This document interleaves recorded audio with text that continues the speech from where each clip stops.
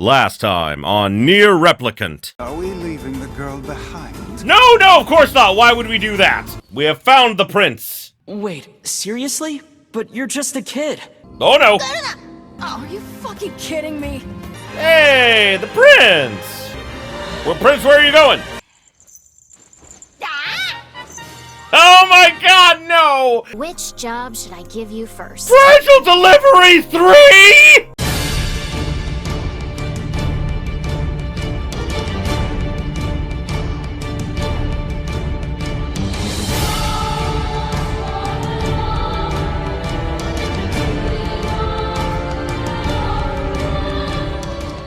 Greetings, my beautiful viewers. Kindly, where are you going? I am the Hunter of Comedy, and welcome back to Nier Replicant. So, last time, we did some more side quests. We, helped the, prince, of his, country and everything. And now we're heading off to the Forest of Myth because we're having weird dreams and visions about it. So I guess we're gonna do that next. Whee! Alright, we're off to the Forest of Myth.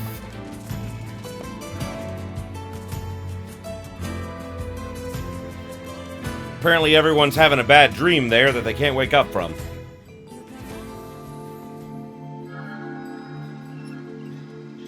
Well, that's interesting. Whoa!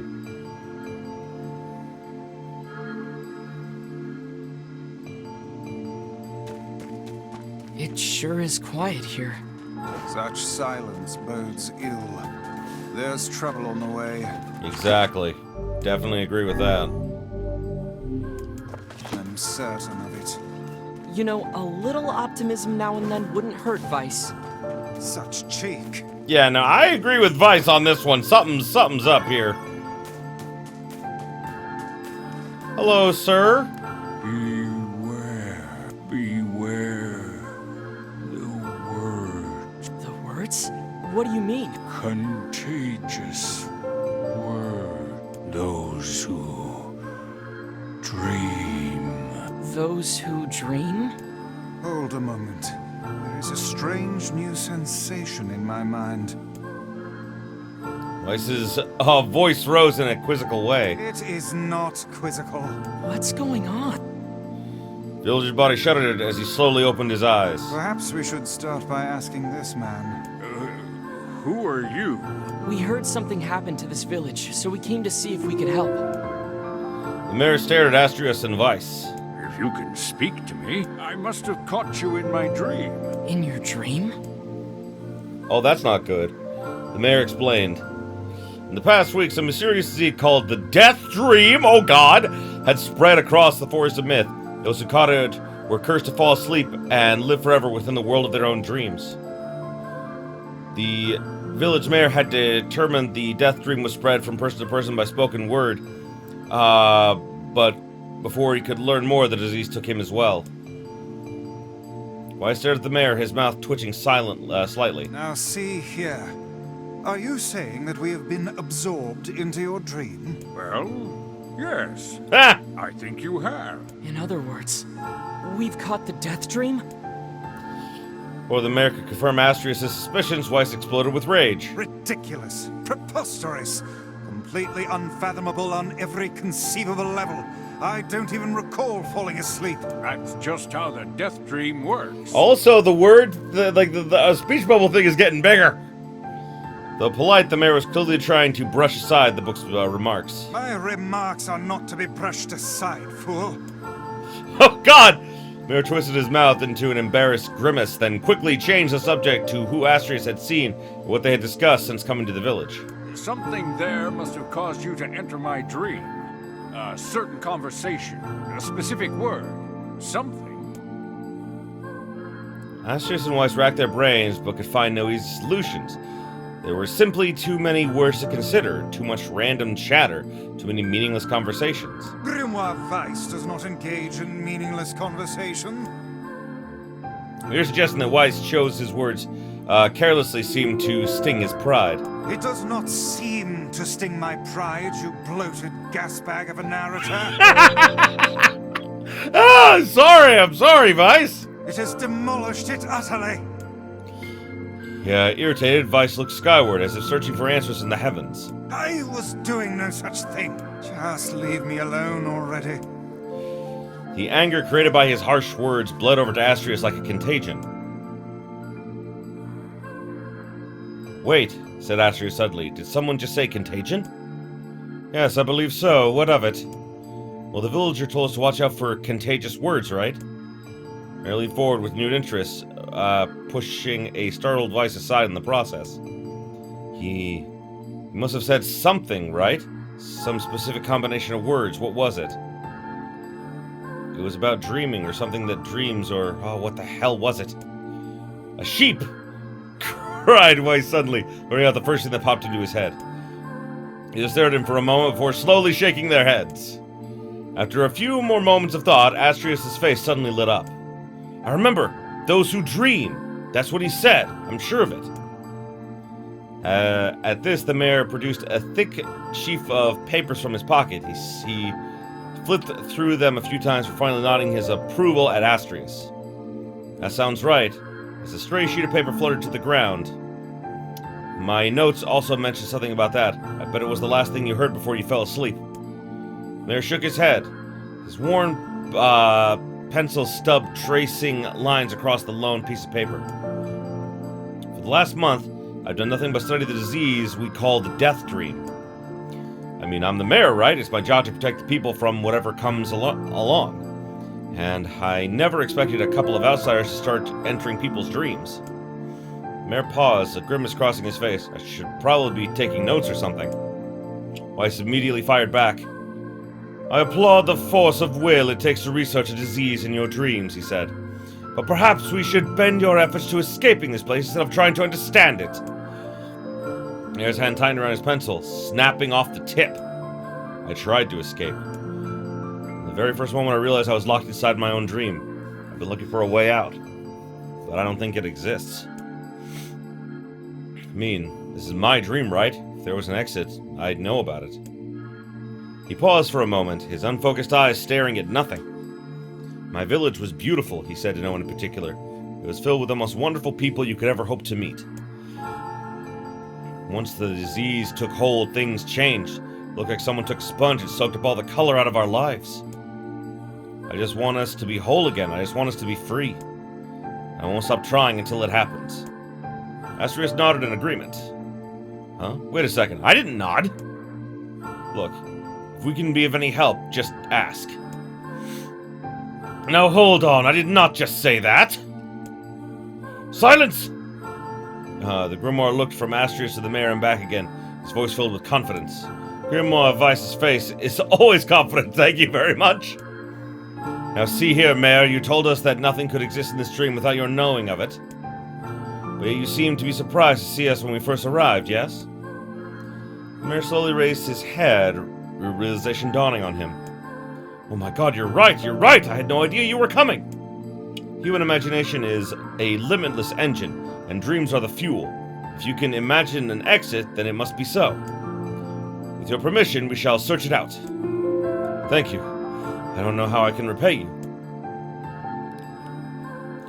Payment is not required. We're eager as you to be done with this place.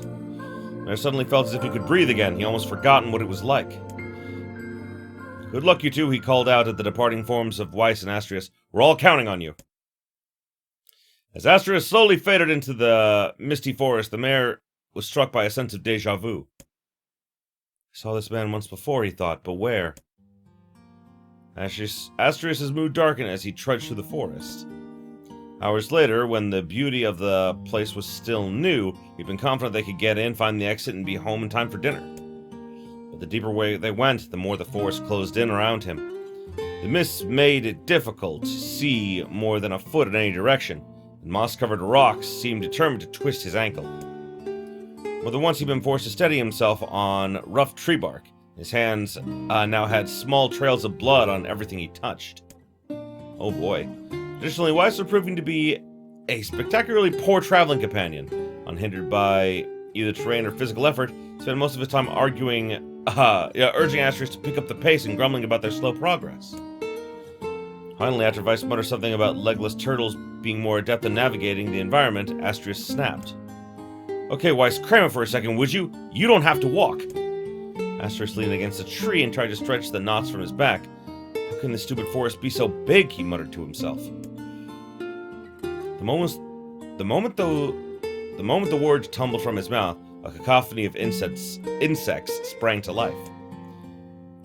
Every imaginable form of buzz, click, and hiss roared out at a volume that rattled his teeth. Astrius slapped his hands over his ears and screamed to be heard. Weiss, what's going on? Astrius could see Weiss's mouth moving, but he may as well have been shouting in a tornado. The insects screamed, the forest howled. And then, just as Astrius' ears seemed ready to tear from his head and go running for cover, the sound diminished. Hesitantly, he moved the hand from his left ear and listened to the creatures of the woods. Shri, shri, shri, shri! Shka, shka, shka. Kikake, kikake, kikake. Wah, wah! Shik, shik, shik, shik, shik, shik. As the insect symphony dimmed another decibel, Astrius began to detect patterns in the sound. This isn't random, he thought. It's not just white noise, it's something else. The insects weren't just calling out, they were asking a question. With one that is lacking, 2 with it is ideal, 3 with it is dangerous, what is it? By my pages, is this a riddle? I guess so. I mean, it feels sort of forced, but maybe it's the key to getting out of this place. I'll leave it to you to answer. 1 with it is lacking, 2 with it is ideal, 3 with it is dangerous. What is it? Company?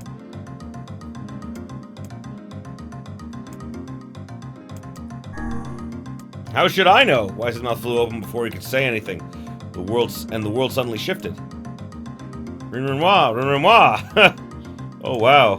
Astrius came to, he was suddenly surrounded by the sound of insects. Across the insects were creating words he'd heard somewhere before. Oh, asking the same thing, is it? It's a seesaw! Something that's ideal with 2 people, but dangerous with 3. Oh, it's a seesaw! His mouth flew open before he could say anything. No? Inwardly furious that Weiss left the task to him, Astrius sighed and gave the only answer that made sense. It's a secret, right? The sound of the insect stopped as suddenly as it began. The forest undergrowth parted before Astrius like a rippling wave, opening a new path. These forest anthropods are making a road for us, said Weiss with glee. Pleased at passing the test, Astrius moved on with new intensity. The path offered his body relief from the undergrowth, but gave even greater cheer to his mind. As long as they were on the path, their journey had a purpose. Guess the forest has accepted us, huh? Astrius said after a bit. Weiss spun around to face his companion. Don't mistake the will of the forest for some happy pet you can suddenly befriend. We have no idea where this path leads. As Weiss finished speaking, the pair turned a corner and found themselves facing a clear forest spring. Smiling, Astrius picked up a small rock and sent it skipping across the surface of the water. Good heavens, said Weiss. His surprise was understandable. Each time the rock struck the surface of the water, a musical note rang out. When the rock finally stopped moving and sank to the bottom of the spring, the ripples it left behind came together to form words. I enter through the window but break no glass. When night falls, I vanish. What am I? Absurdly easy, now answer it. Astrius gritted his teeth, tried not to reach out and strangle his companion. He's right after all, this one is pretty easy. Sunlight. A plume of water suddenly burst from the spring. Sunlight filtering through the trees and reflected off the plume, creating a shimmering rainbow that spanned the entire horizon. In all my years, said Weiss softly, I have never seen such a sight. Perhaps I have misunderstood the intention of this place. Hey, look, cried Astrius, awaking Weiss from his daze. There's a house or something over there. Glancing in the direction of his friend's extended hand, Weiss saw a small cottage nestled among the trees. That's weird, isn't it, Weiss? I mean, who built a house all the way out here? Astrius walked over and pounded on the door. After a minute of solid banging, the door cracked open and a small man peered out. His body was cloaked from neck to toe in a large black cape, while his face was obscured by mist. Began Astrius. But before he could get any further, the cloaked man held a hand up and began speaking. I have 4 legs in the morning, 2 at noon, and in the end the night with 3. What am I? Astrius tried to ask the cloaked man who he was and what he was doing here, but he simply repeated the question. If we wish to engage this man in conversation, said Weiss, it seems we must answer his riddle. Yeah, I suppose, said Astrius. Well, at least it's an easy one. Man, it's the Sphinx's riddle. The mist dissolved from the cloaked figure as he spoke a single word. Correct. With that, the man flung his garment aside, revealing his true identity. You're the mayor, cried Astrius. The small man slowly shook his head. I'm not the mayor you know. Now listen to my words. Long ago, I saw a vision of you that was not yourself. Sorry, what's that mean? It'll make sense in time. At present, I simply congratulate you on cracking the seal of the Death Dream. Now you must go to the person at the forest entrance. With that, the man turned on his heel and slammed the door behind him. As Astrius watched, mist seeped up from the ground and enveloped the cottage, erasing it from existence. When Astrius and Weiss returned to the forest entrance, they found the mayor leaning against a tree. As soon as he got sight of the duo, he sprang to his feet and scrambled over to them. Good gravy, you made it! You actually made it back! His left hand grasped Astrius's and pumped it so fiercely it threatened to dislodge from the socket, while his right seized Weiss by the cover and swung him through the air. Oh, by the heavens, stop shaking me, you fool! We've not even told you if we were successful or not! The mayor smiled broadly and shook his head. I'm just happy you're alive. I didn't think I'd ever see you again. Astrius withdrew himself from the mayor's eager handshake with a slight smile. We broke the Death Dream seal. At least I think we did. The mayor's face beamed as Astrius filled him in on the details. When the tale was done, the 3 of them lay down on the forest ground and fell asleep. Astrius cocked his head. Hang on a second, this is crazy. Why would we just lay down and go to sleep? Cease your endless prattle and go to sleep, fool. Fighting against the rules of this place is futility itself. Astrius and the mayor obediently reclined atop the grassy earth. Have you forgotten? It is the words that control the Death Dream, words that allow us to move from place to place. No matter how unnatural they seem, the words are absolute. Therefore, if the words tell us to sleep, then sleep we shall. And once we do, the story will continue. With that, the trio found their eyes growing heavy, their breath slowing. This is the first time, said the mayor, the first time I felt tired since I was imprisoned here. His words were cut off by a loud yawn. And he remembered nothing more. He might have slept for an hour or a year. When they awoke, things had a slightly more real quality to them. The mist felt thicker, the leaves greener. It was clear they had awakened from their dream. Astrius shook the mayor's shoulder gently. Good news, I think we made it. Oh wow, said the mayor in an awed voice. We did! I'm back! He blinked once, then again, as if not quite believing the sight before him. You two have no idea how much this means. Death Dream was spreading through our village and I wanted to. Well, I thought I could figure out how to stop it, but I guess that wasn't the case. Must have caught the disease and become trapped in my own dream.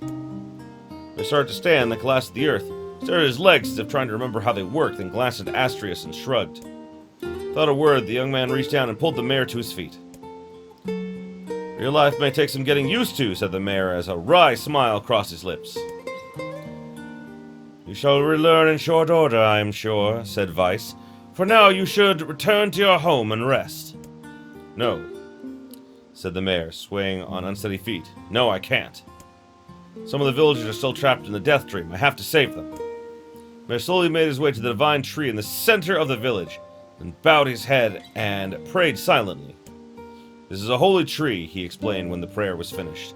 It's a guardian of our village's history and memories. Superstition will only make our mission harder, muttered Weiss. We should not put our faith in the gods. The mayor shook his head. Not the gods, the words. Legend says that our tree is a home to powerful magic known as a sealed verse. Oh, well that's probably what's causing all the problems. Astrius and Weiss could not contain their surprise. It seemed a goal had been found in the most unexpected of places. I say, muttered Weiss. This is certainly a stroke of luck. As the three of them said their goodbyes, Astrius mentioned the strange man who had given them the third riddle and the mysterious words he'd left with them. I once saw a version of you that was not yourself, muttered the mayor. What in the world does that mean? Lawson thought she stared into space for a moment. You know, he said, this is going to sound odd, but I had a feeling I'd seen you before, too. Astrius tried to keep a straight face, and failed. The mayor didn't seem to notice. Deja vu, right? Anyway, I figure it's just some kind of illusion created by the death dream. Probably doesn't mean anything. Astrius gave the mayor a nod and a smile, but inwardly his thoughts were racing. There's something wrong with the mayor and his words. What exactly is going on? That riddle proved to be the most difficult one of all. Oh, thank you so much. Now I can finally return to a normal life. This is one of the most bizarre diseases I have ever encountered. Yeah, basically we became a visual novel there for a while. I know. That's why we have to help the other villagers, no matter what. Dark execution magic. Summon magical spikes from the ground to impale enemies. Oh wow, that sounds powerful. For a sealed verse, that didn't take much effort. Yes, all a touch too easy if you ask me. It's almost as if someone was guiding us to this village. Don't overthink advice.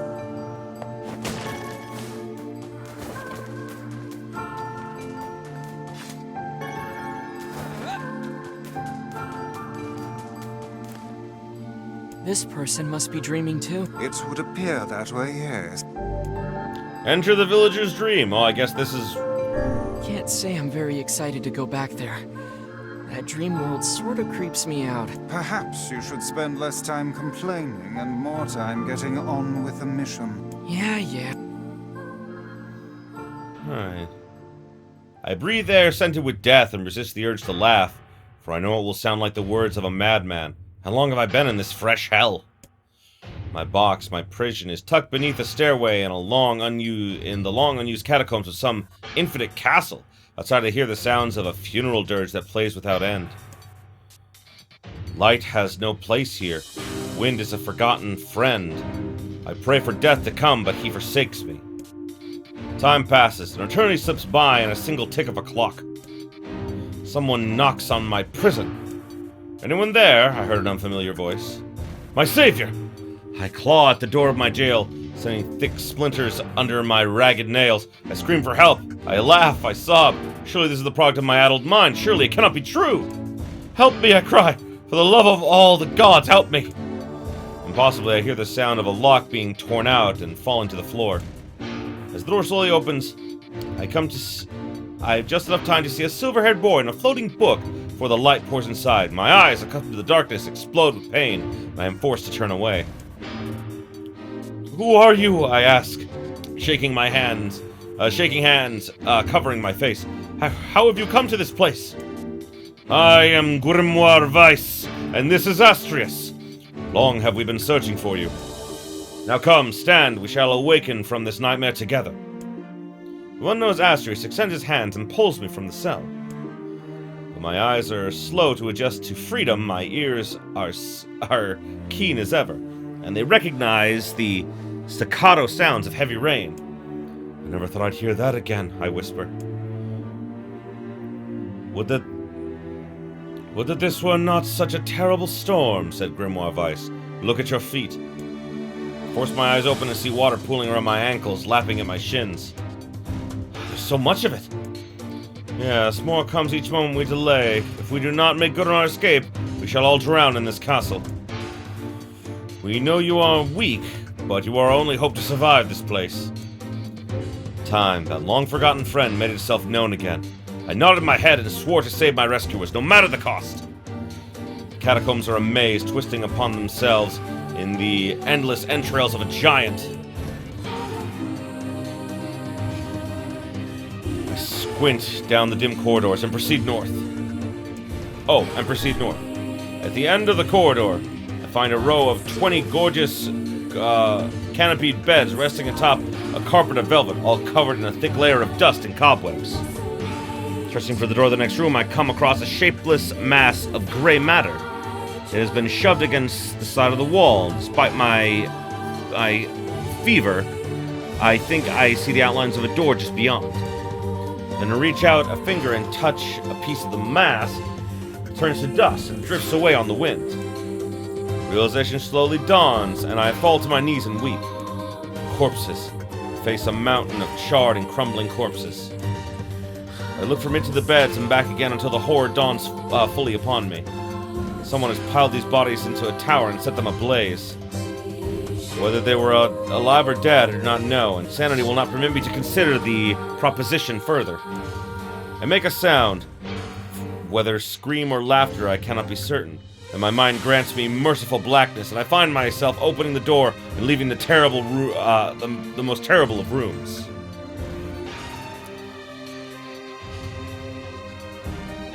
I squint down the corridors. I proceed south. Squint down the dim corridors. Oh, proceed east, west, south, north, east, west. Oh, the water has raised to my chin and now laps greedily at my mouth and nose. You dumb bastard! Shouts Astrius.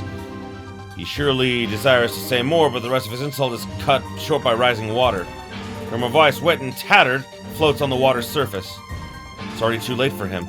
This wasn't how it was supposed to end. Oh shit, I died!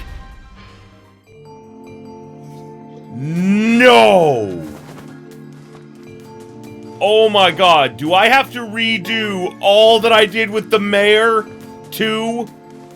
Now I can finally... No. I know. Okay, good. Oh my god, I would have been so pissed. I definitely want to help these folks, but like, oh my god, like that one was so difficult. Oh shit, oh my god, like,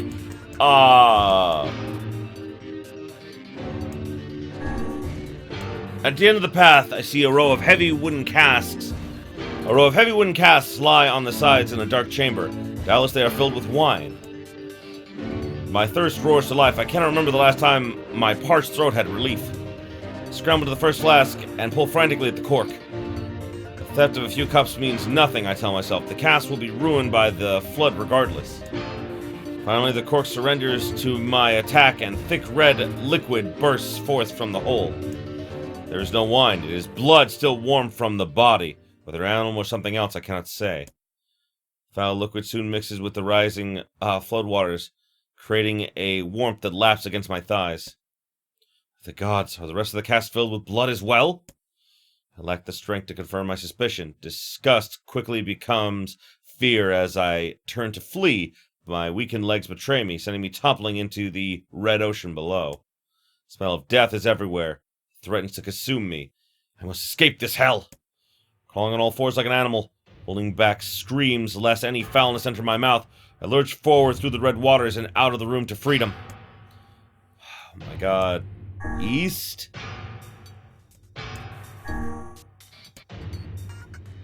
At the end of the path, the water rise to my waist, exhausting me both physically and mentally. I pray that this is the way out. Eventually, I stand the side of the... I can stand the side of the water no longer, so I turn my eyes upward. Imagine my surprise when I see a series of paintings hanging on a faded plaster wall. Each depicts a person in the prime of life, clad in clothing of the highest quality. The styles, however, are strange to me, leading me to believe these people had lived long, long ago. One subject wears an outfit that particularly catches the eye. It's constructed of thin, breezy cloth and decorated with a motif of flowers and birds. While encircling the figure's waist is a leather belt of the most perfect construction. It is a stunning costume even by modern standards. As I gaze at the portrait, I am struck by the desire to touch it with my own hands. Yet as I extend a single finger to the painting, I am gripped by the most unpleasant feeling. Staring closely at the image, I see it bend and warp in the shape of another finger. Something behind the picture is pointing at me.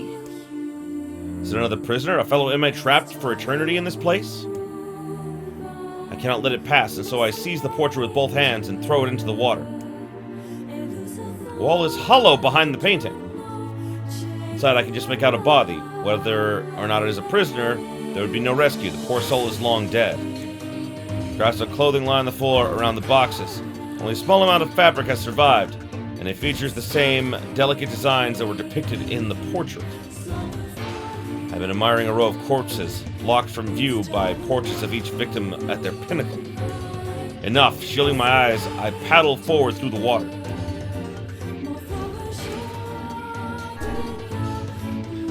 Water rises to my chin, now laps greedily at my mouth and nose. Oh shit, I didn't make it.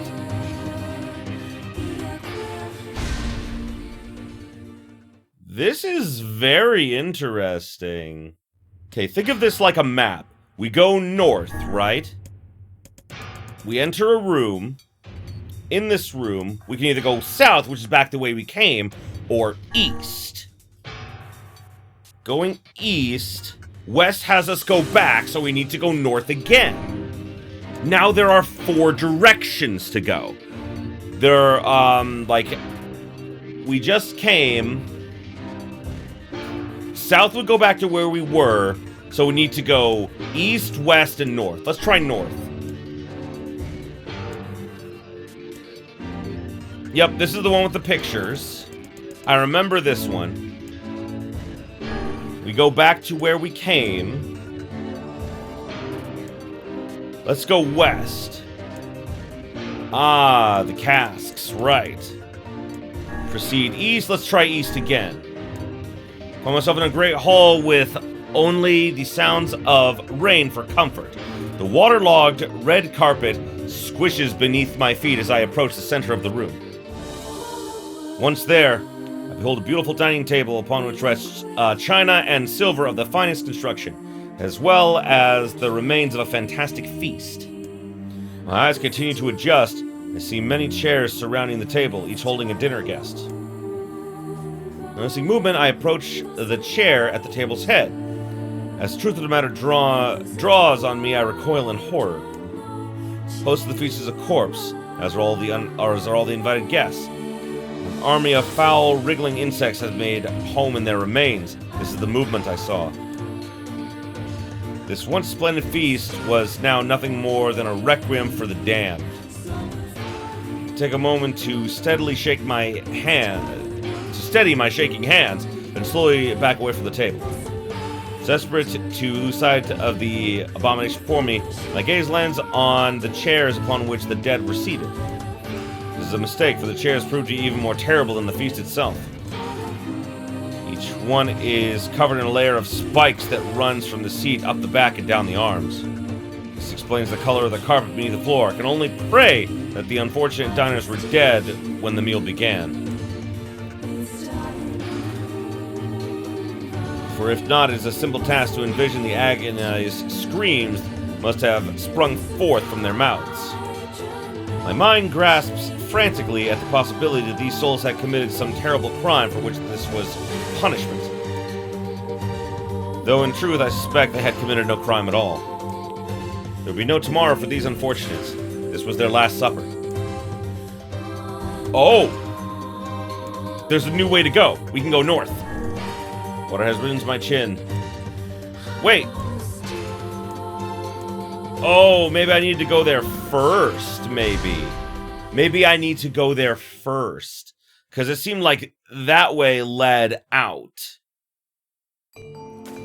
Okay.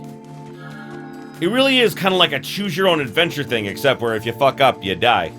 Okay, there we go. Yeah, I went this way again, and like there was a way out through here, so we go north. Against all hope, we make it to the front door. Yeah! Break it down, someone cries, so I give myself to the effort. In tandem with Astrius and Weiss, I slam my body against the thick, sturdy door. On third try, it gives way, and we find ourselves sprawled on the ground outside the castle.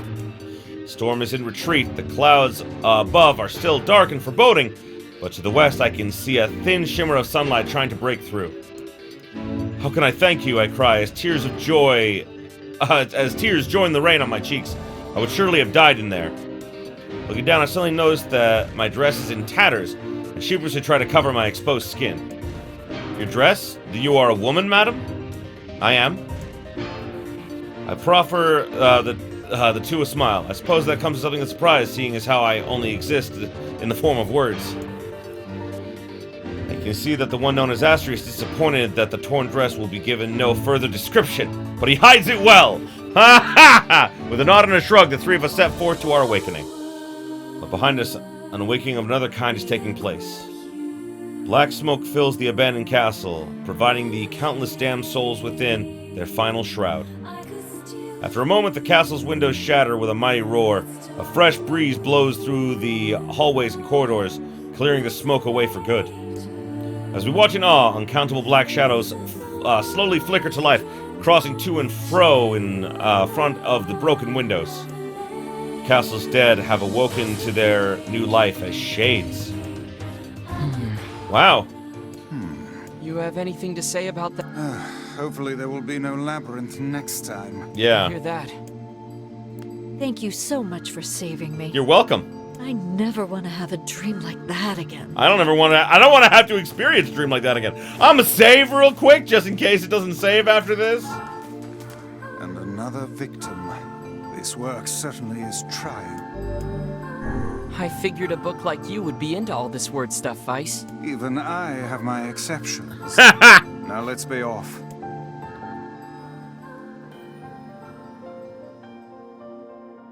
A colony of massive sculptures was visible in the distance, their tall forms scraping against the sky. Weiss and Astrius had never seen such a sight. Their eyes widened as they tried to take it all in. Oh, wow. I think they're talking about skyscrapers. Those buildings must be huge if we can see them from this far away. What do you think, Weiss? As Weiss considered his answer, the sun beat down on them with renewed ferocity. Perhaps they are some manner of mirage. Under this heat, a mirage or two would hardly be an unexpected sight. Astrius nodded and wiped the sweat from his brow, leaving a trail of sand in its place. He thought he'd never been so thirsty. The ancient road on which they walked was black and cracked with age. Here and there, thin wisps of grass pushed up through the rocky surface, as if defying those who had laid this material down over their home. The heat reflecting from the road made Astrius lightheaded. His feet hurting, he crouched down to rest. I don't know how much longer I can do this. Is someone playing a joke on us or what? The complaining had already begun. Weiss tried not to let his eyes roll too much. A joke, he said. No joke. This road leads to the City of Art. Perhaps the path itself is simply some manner of grand artistic work. You seem very sure of yourself there. Perhaps not, but thinking of it in this way might make it easier for you to bear. Astrius glanced at Weiss's grinning face, shook his head, and resumed walking. As time passed, Astrius' feet grew more painful, his throat drier than he thought possible. He tried not to look further than the next steps ahead, but the bright sunlight made him hesitate to trust his own senses. We are definitely getting closer, said Weiss in an effort to cheer up his companion. Yes, this much is certain. Encouraged, Astrius lifted his gaze. Suddenly, he stopped walking, choosing instead to stand in the middle of the road with his mouth open, his eyes wide, and his finger pointing in the distance. Water, he cried. It's water! Water? Preposterous, I don't see any water. Over there, just ahead of us. Look, the sun is reflecting off of it. Without waiting for a response, Astrius sprang to life and bounded toward the sight. What did that? There was no water. There was nothing but sand in every direction. Astrius closed his eyes and sighed as Weiss floated up behind him and chuckled softly. I believe this is known as a mirage. Many desert travelers have spoken of such things. Astrius shook his head, bewildered. Suddenly, he pointed off in the distance, his eyes wide once more. Wait, there it is! I missed it! Look, it's right there! Astrius sprinted on again, leaving Weiss with no option but to follow. After a few minutes of running, Astrius came to a halt. Could have sworn it was right around here. Confused, he put his hands up to his eyes and rubbed them vigorously. As soon as he stopped, he noticed a blue shimmering pool of clear water just over the next rise. With a shout, he bounded off in search of it. The chase continued for nearly an hour until an exasperated Weiss finally floated up to Astrius and struck him in the head with his cover. Enough, you blithering idiot! Stop this at once! There is no water here! Astrius' face clouded. There isn't? There is not. Perhaps next time you will listen to me when I tell you as much. Weiss paused for a moment, then continued speaking in a slightly kinder tone.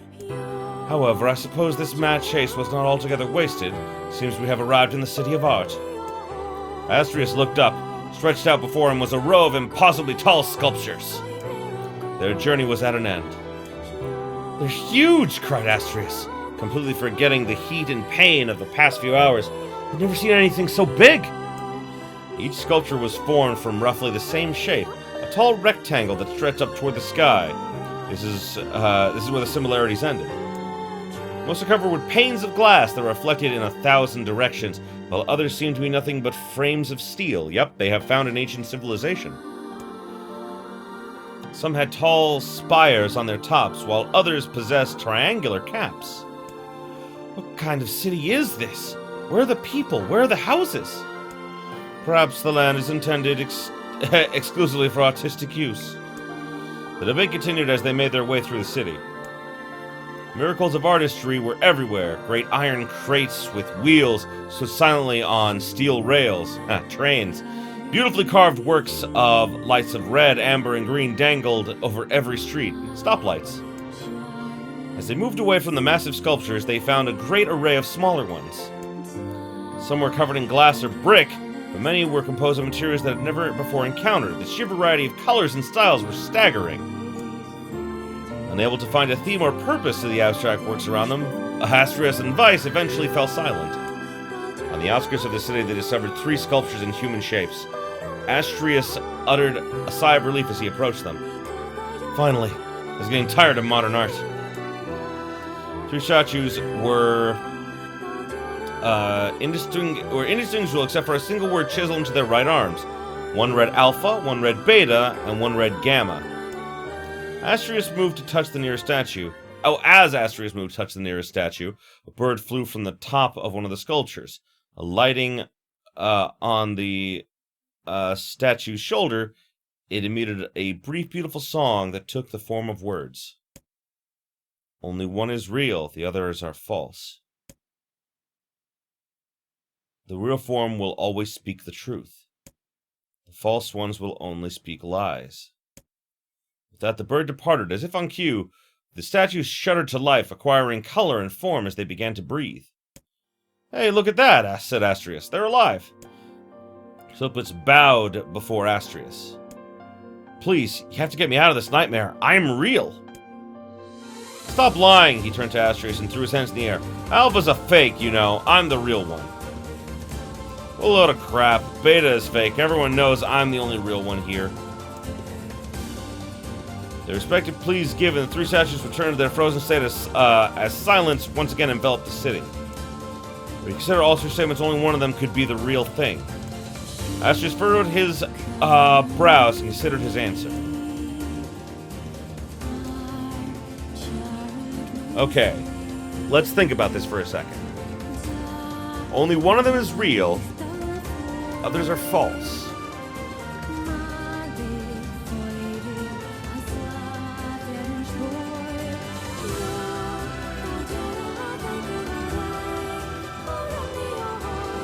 Alpha said they were real, Beta said they were fake, and Gamma said Beta was fake.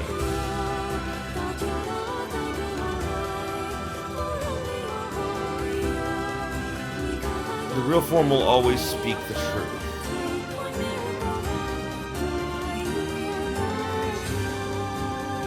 These two contradict each other. There's nothing to contradict Gamma, though. This one said Beta was fake. He never said the other two were fake. He never said he was real, either. Oh! This is the only one that said they were real. I'm gonna go with Alpha. The real one is Alpha. Oh shit, the eyes of the statue shone with an eerie light. Light grew stronger and stronger until Astrius and Weiss were forced to turn away. It would seem we failed. Yeah, We'd best act more this is the worst. I'm glad I can skip all of this, you know, for the most part. I don't have a clue. Astrius took a long look at the statues and tried to clear his mind. Oh, okay, so it's letting me rehear what they said, okay. So if this one is... This one says... Wait, this one said Alpha was not the real one. I'm gonna go... My gut says Gamma. Nope. I was wrong. Damn it. Real one's Beta? Though Astrius' voice betrayed a notable lack of confidence, he was relieved to see Weiss nodding at him. If Alpha was telling the truth, then Beta and Gamma would be fakes. In that case, Gamma's claim that Beta is fake would be the truth, even though Gamma is a liar. Therefore, the theory crumbles. Oh, that makes more sense. I wasn't very good with this one. This one got me. Let us presume Gamma spoke the truth. That means Alpha and Beta are liars. In this case, however, Beta is calling Alpha a liar, which leaves us with two statues telling the truth. Finally, let's assume that Beta is telling the truth. If so, Alpha and Gamma's lies would make sense. Therefore, Beta must be real. As Weiss finished his explanation, Alpha and Gamma crumbled suddenly into dust, while Beta sprang to life once more. Congratulations, villager, said Weiss in a cheerful voice. The time to awaken has arrived. Thank you for saving me, cried the villager. He dropped to his knees and bowed his head as low as he could before an uncomfortable Astrius pulled him to his feet. Why did you have a dream like this? Have you been to this city before? The villager slowly looked around at the bizarre objects and sculptures that dotted the landscape and shook his head. I don't think so. I mean, it's impossible, right? There's no way I could have ever been to a place like this, but at the same time, I feel like I've seen it before. Deja vu, muttered Astrius, just like the mayor. Yeah. The vague sense of unease that struck Astrius during the mayor's dream spread once more through his mind. That was rough. I am positive I have seen that place before. Okay, that's enough. Don't need you getting all weird on me too. Yeah. Okay, there. Now all the villagers can wake up, right? Yes, if the mayor's assumption was correct. I think I have had enough wordplay to last a lifetime. Yeah. Thank you very much. You're telling me. Anyway, let's go see the mayor. I thought I was a goner there. Thanks for the help. What a strange dream. It almost felt familiar somehow. Oh.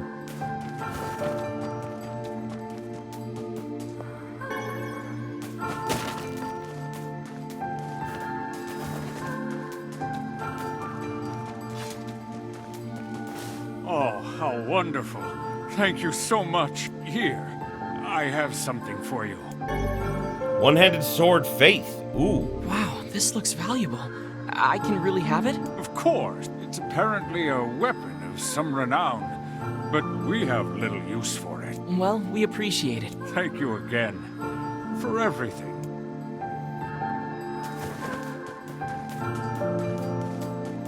Alrighty. Well, we saved him. Hooray for us.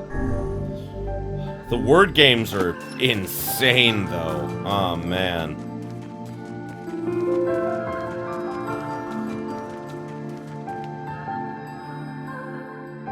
I have a feeling that if I tried to leave, I wouldn't have been able to. But, like, I didn't try leaving, so I guess I don't know. So how was the village? Oh, it was truly magnificent. There are no words. Really. Let's get back to Popola. She'll probably want to know what's going on in there. Weird. That was really interesting, I'll give it that. Whoa! Bunch of shades suddenly showed up.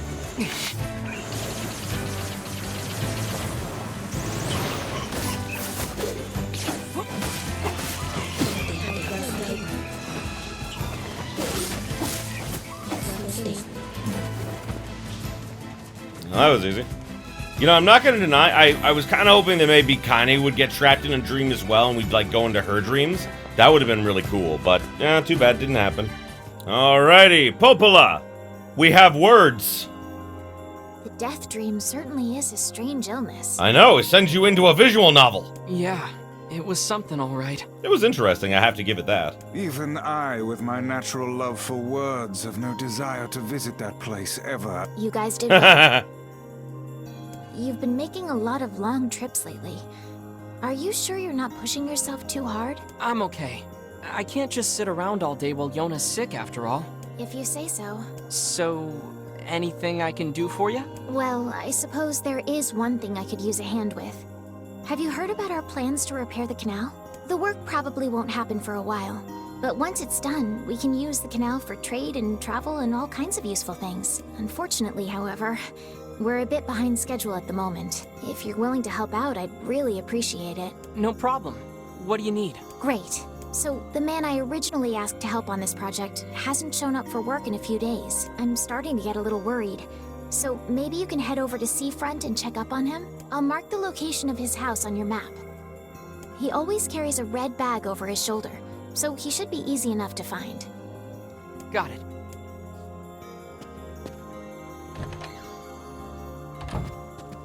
Alrighty. And having done all the side quests that I can, it's primarily just story stuff from now on, which is great. I think this is us getting the fast travel set up, or at least that's what it seems like to me. Hey, we found the guy. Hey, are you the guy who's supposed to help repair the canal? Popola sent me... Oh god, it's over. My life is over. Surely you must realize nothing good can come of being involved with this particular endeavor. Easy, Weiss. Hey, so, are you alright? What happened? It's my wife. She left home a week ago and hasn't come back. I'm so worried I can't even focus on my work. Oh, my sweet dumpling, where are you? Oh, that's terrible. Would you like us to help you look for her? Really? You do that for me? Sure. But do you have any idea where we should start? Well, she always used to enjoy drinking at the tavern with her friends. Alright, then I guess we'll start with them. Thank you. This means the world to me. Oh, and by the way, my wife always carries a red bag, just like mine. If you mention that, it might ring some bells. It looks like a purse. I've met some odd couples in my day, but none who felt the need to wander about flaunting matching luggage. You need to get with the times. Coordinated outfits are all the rage. Are they now? Are they? Should I dress like Kaine? Oh god, I just envisioned that. I just envisioned me dressing like Kaine. Plus, these bags are special. We bought them for our anniversary. But now my sweet dumpling is gone. And it's all my fault. Oh god. Okay. Just stay calm. We'll go look for her, alright? You sit tight. I'm willing to bet that man knows more about his wife absconding than he's letting on. Yeah. Oh. Hey there, I'm, looking for a woman carrying a red bag. Are you now? Interesting. Did something happen to her? She hasn't been home and her husband's worried. Do you know anything about where she might be? Trouble in paradise, is it? Oh, those two never change. Anyway, the short answer is no. She hasn't been around here either. Oh, damn. Though come to think of it, she always got on well with the woman over at the tackle shop. Maybe you should try her? I'll do that. Thanks. Okay. Hey, what's the rush? You've got a cute face. Why not sit here and join me for a round? I am underage. Sorry, ma'am, but I'm not old enough to drink. What he said. I'm going now. Okay, bye-bye.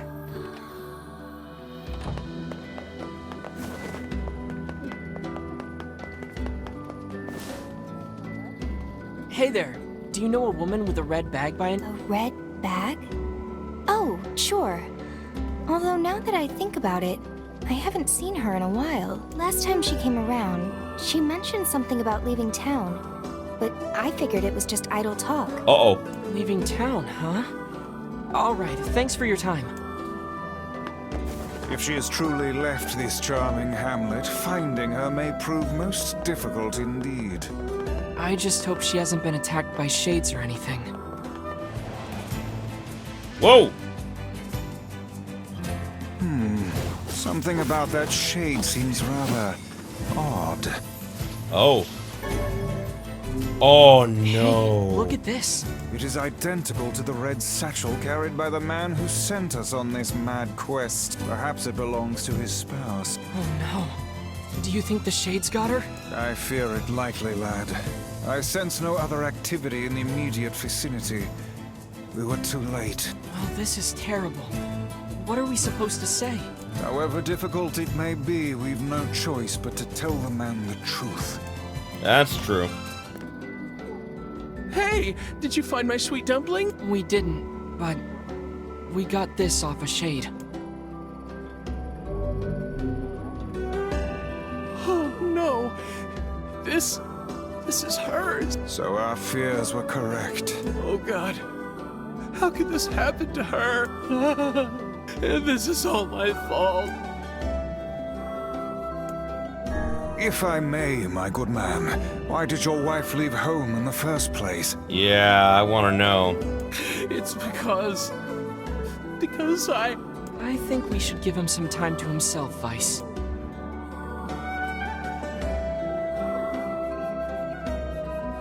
Honey, I'm home. Good heavens, you're a wreck. What's wrong? What? How are you alive? What? Dumpling, you're not dead. What in the world are you talking about? Oh, you found my bag. Thank you so much. I can't believe I went and dropped it like that. Oh, this is such a relief. Okay, seriously. What's going on? This is a very good question. 5 minutes later. I see. So, you found a shade with my bag and assumed I'd been attacked and killed? I mean, that makes sense. I'm just glad you're safe, Dumpling, but I'm also so sorry. This is all my fault. Oh, if I didn't eat that apple you were saving.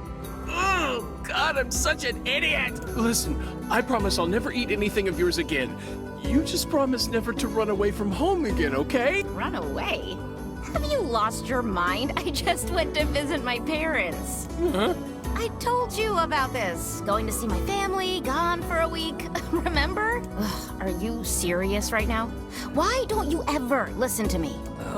Lad, my brilliant intuition suggests we should beat a hasty retreat from these two with all speed. Yes.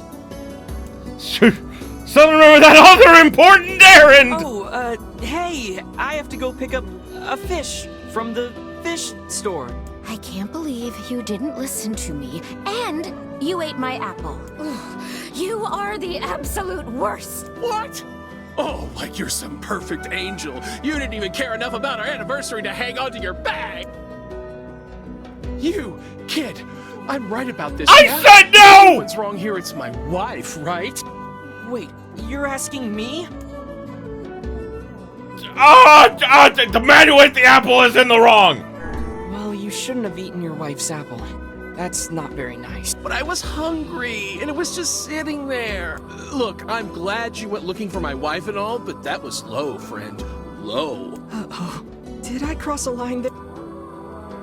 Besides, it's pretty rich to come after me for an apple when you threw away my entire stamp collection. Ha! You're damn right I did, and I'd do it again. You are nothing but a hoarding slob. You there! My husband's in the wrong here, isn't he? Pardon, but madam, Honestly, both of them! Oh, enough. The both of you are at fault.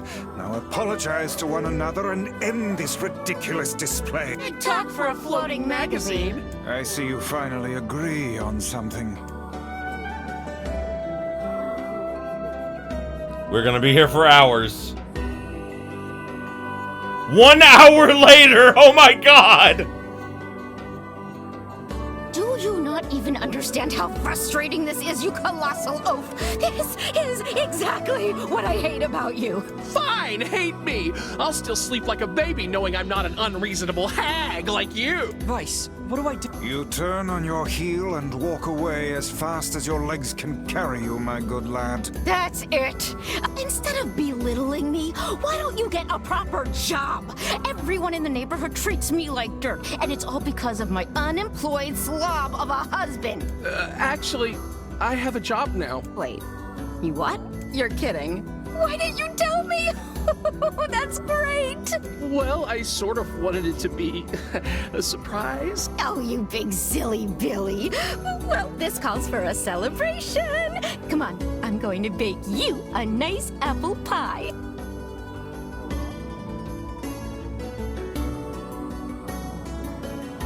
I hate everything about this quest. I have no idea what just transpired, but it has utterly exhausted me. Agreed. Well, looks like they made up, so all's well that ends well? I disagree. In the course of all that madness, I have forgotten why we even came here in the first place. Oh, heck, the canal. We need to ask him about the canal.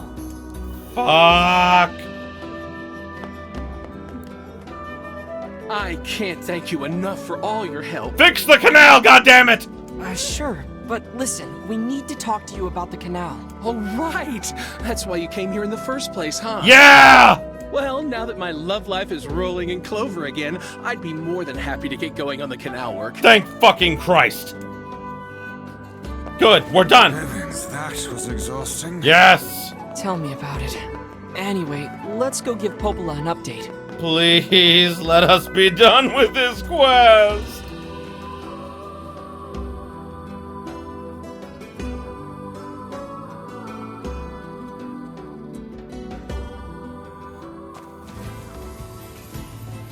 The couple with the red bags were a strange pair indeed. Yeah. It boggles the mind to think their relationship can persist despite such intense squabbling.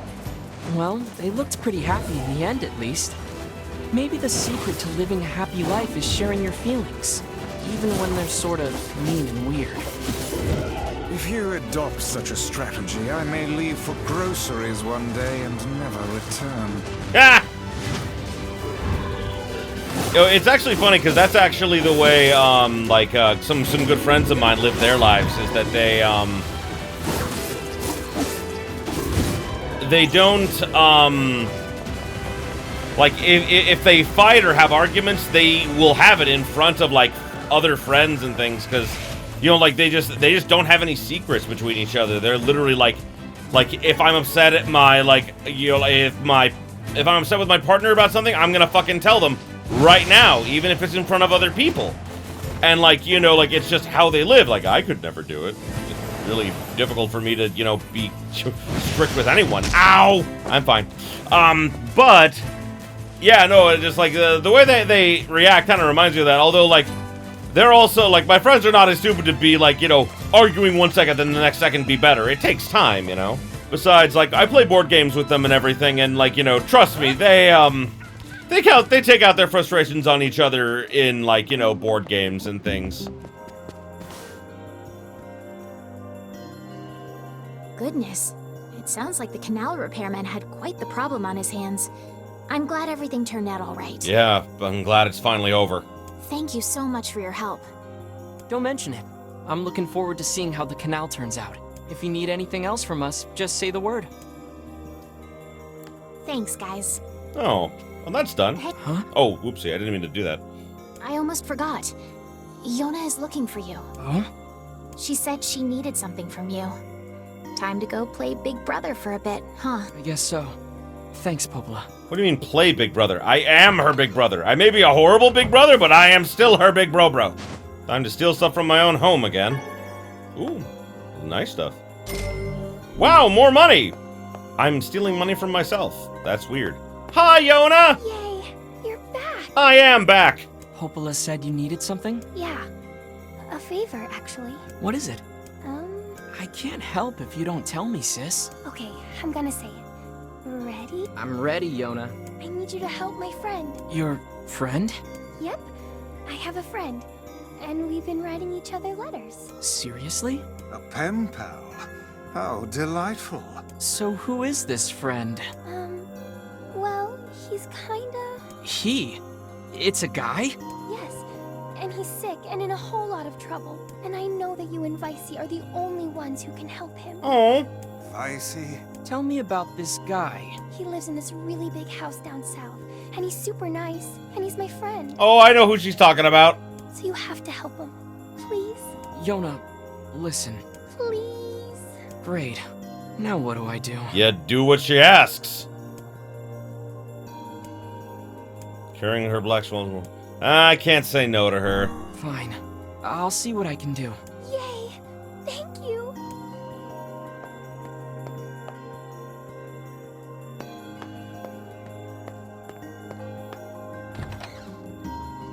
Great. Yonah's got a boyfriend. That's not what it is, it's a pen pal! Is something amiss, lad? Your voice is trembling. No, it isn't. Shut up. Also, she's like 7? Like, I don't think that that's the case. Like, she's 7 years old. It's not. Why would he immediately jump to that? She's like, I have a friend who I write to in another place. He's sick and needs help. Can you help him? This man is your boyfriend, and I obviously hate him now. And it's like, what? Come on, Astrius! Why are you so dumb? Why are the protagonists so stupid? Either way, though, I know where we're going now. We're off to meet a good friend of ours. His name is Emil, and I like him. He's cool. Oh, Jesus! So not only is the big shade here, there's smaller shades too. Oh! Did I just get a better word?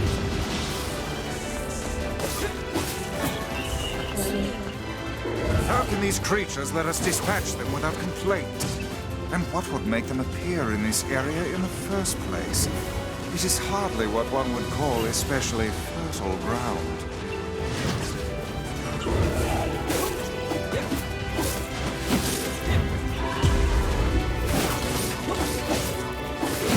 Ow.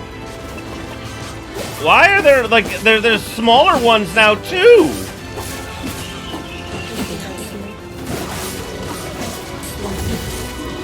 Ow.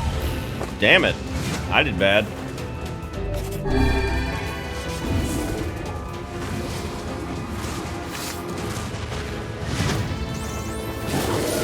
Ow.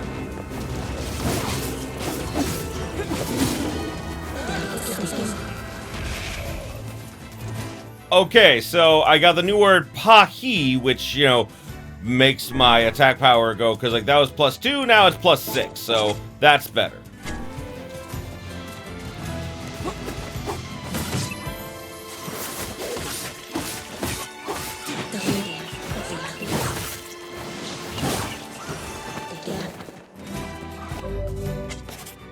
You know, let's try this Dark Execution that we got. We haven't tried that one yet. Let's see how this one does.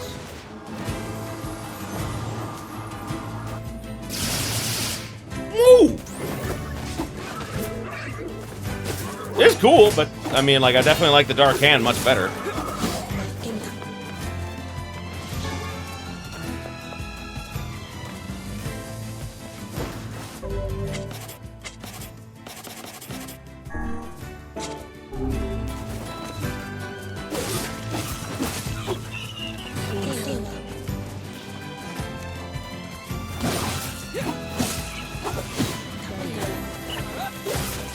Boy, there really are a lot more shades in the area, aren't there?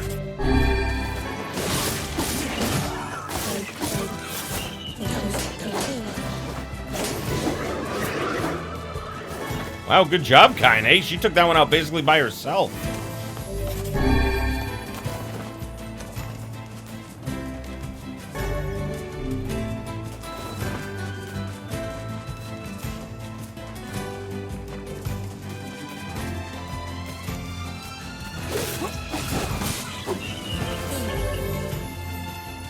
Ooh, and I got a new magic word there. That'll be good for me.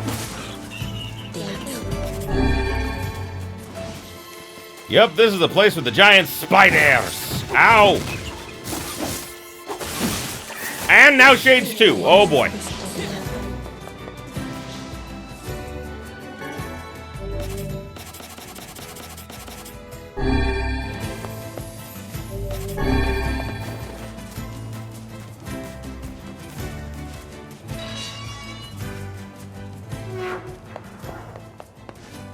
Hello, sir. We have been waiting for you, sirs. Have you been? Please, right this way. Okay.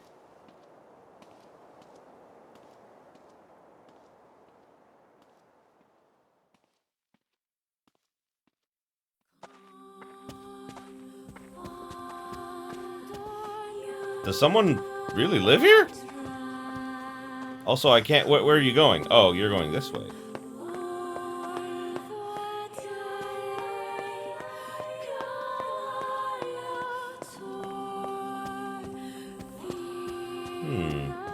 Oh. Oh! Please, wait here. Okay. Why is there no color in this world, sir? Only we have color. Waiting's a bitch. Just let me know if any shades show up, okay? Okay.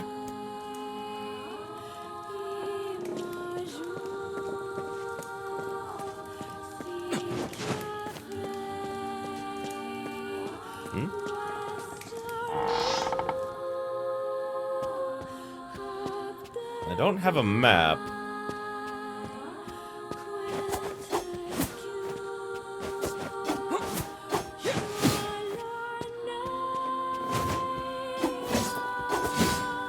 What is in here? It is the kitchen! I have found the kitchen!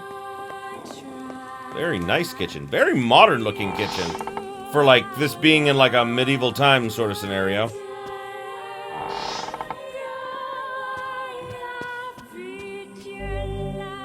There's a keyhole marked darkness here. I don't have that. I do not like this one bit. Yeah, me neither. Oh, that has What's the matter, color. Weiss? Scared? I am a little bit. Why do only the pictures have color?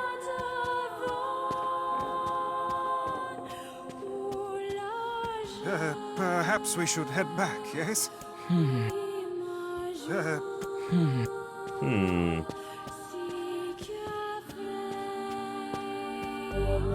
Keyhole says moon.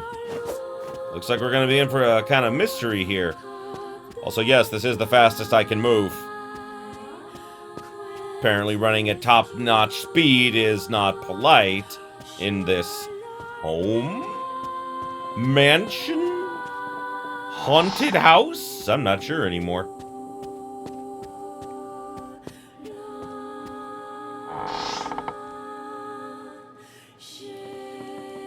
Hey, where'd Kaine go? That's a good question.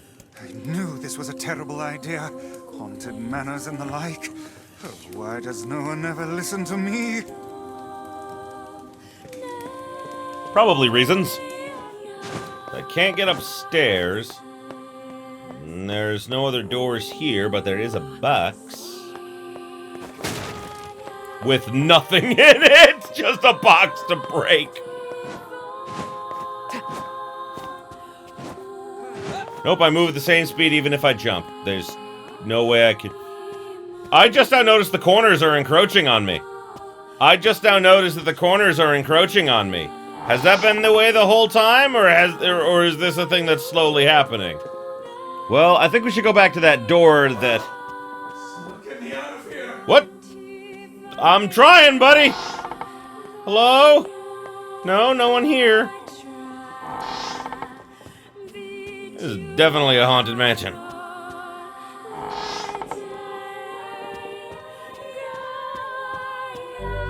It's got a darkness keyhole. We don't have the... Oh my god, that looks different. What's this? The picture has changed. It has. Oh my god, it's all like freaky and fucked up now.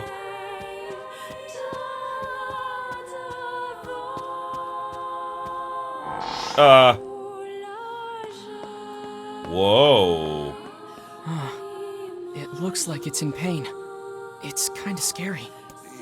Yes, come now. Brave faces. Onward and upward, eh? Okay. Yeah. Yeah. Huh.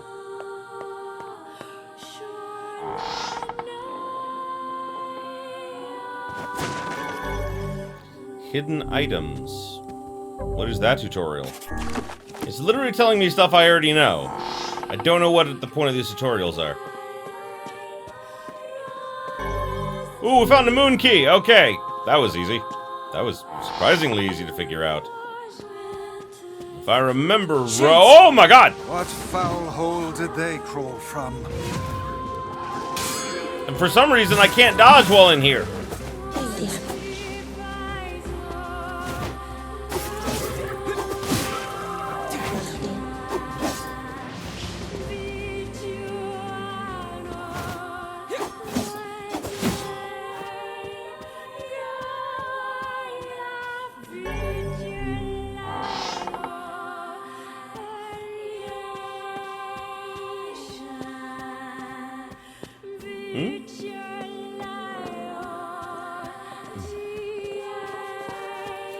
Spider! Oh, it's dead. That was easy.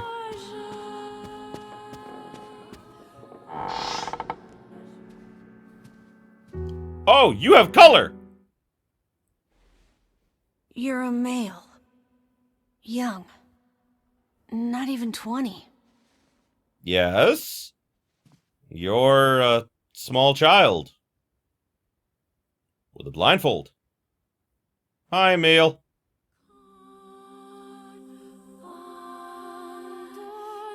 Ladies and gentlemen, we have met Emil. You figured that out from my footsteps? It's not hard once you know how. Oh. Then I suppose I should tell you about my friend Weiss. I only heard one set of footsteps. Grimoire Weiss does not strut about like a common land mammal. But enough of this introductory chatter.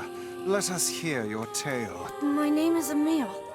I'm the master of this manor. So you're the one who sent the letters? Letters? What are you talking about? Of course you don't know. Such a thing would be far too simple. Oh, shoot. No! Stay back! Huh? I'm sorry. It's my eyes. Anything I look at gets turned to stone. Oh, damn! You're like a Gorgon! That's why I live with this blindfold. What a remarkable skill. I've never heard of such a thing. Anyway, I suppose my butler might know more about the letters you received. This key here can unlock any door in the manor.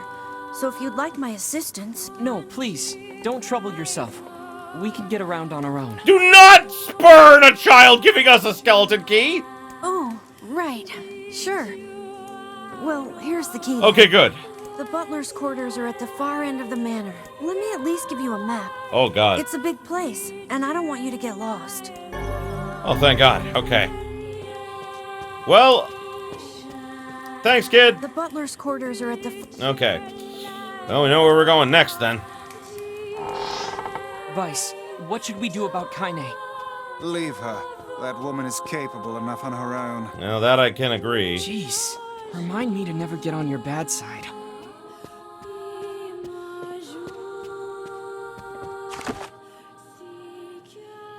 Okay.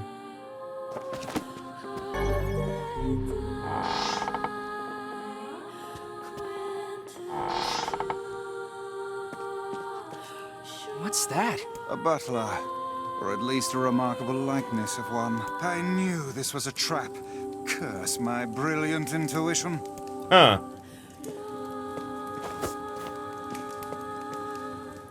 Well, that's weird. That was like a mannequin or something? Well, nothing else in here. Yeah, this place is pretty freaky. Somebody. Anybody. I would love to help. Can I open door, please?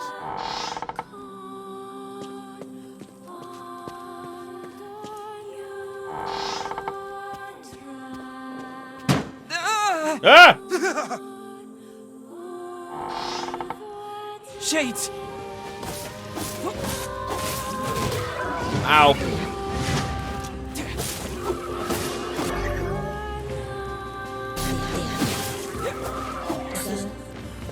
Well, that was nice. Also got a good word out of it, so that'll be good. Ow. Stupid spider.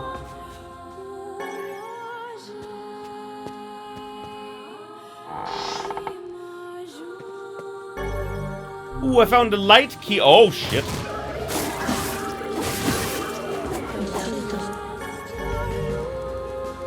Ooh, increases experience rates. That would be nice. Yeah, now my item drop rate's gone up for these items too. That's great. See, it's always worth it to check out every room, just in case. Ah! Why is there blood coming out of there? Let's just leave. Let's just go.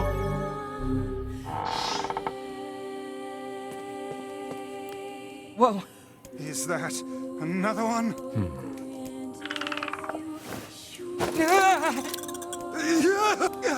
It moves. What's going on here? Sir? What is this? Yeah, I was fucked up. Oh, this is my butler.